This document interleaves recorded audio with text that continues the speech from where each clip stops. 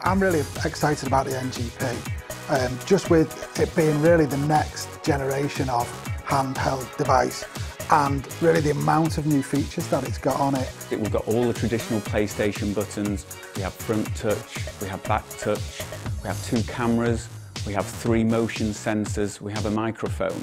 I think the back and front camera is going to be really interesting. I think there's a lot of cool stuff you could do with it, particularly when it comes to augmented reality. Actually, you're looking at the screen, you can see through the screen into the real world, and you can move around, and then we can lay the augmented reality on top of that.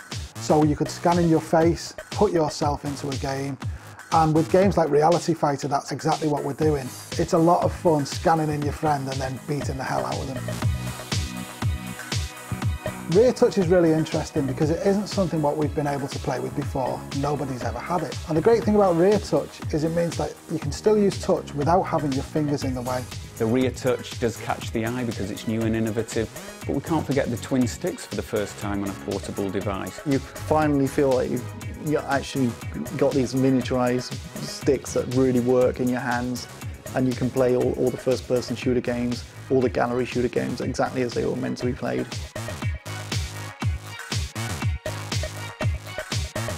The screen on the PSP was good, it was great, but the screen on the NGP just blows it away. When you make that step up from like standard def to high def, you've kind of just got that same magic again, but on a handheld device.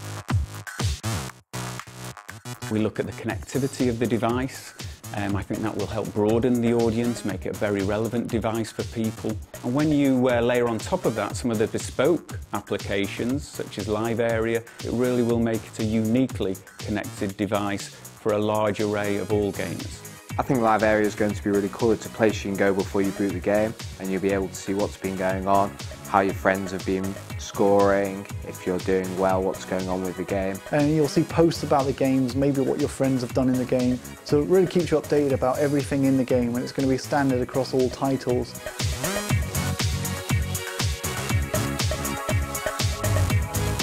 It's always interesting when you give the new hardware, the new kits to our development teams to see how excited they get. I'm really looking forward to developing an NGP game with rear touch.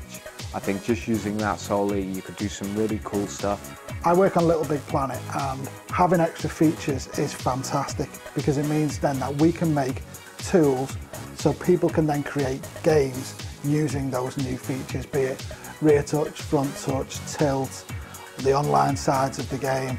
When you think about Little Big Planet, it's the creation that's perhaps one of the most exciting parts. And to have great creation, you need great creation tools.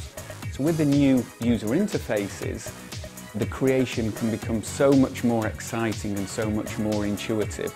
It will make the create feature accessible to me in ways that it just never was before.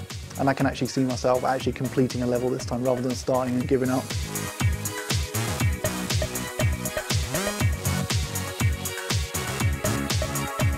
Some of the tech demos I've seen so far lead me to believe that there's a lot of promise there, and there's going to be a lot of great games coming.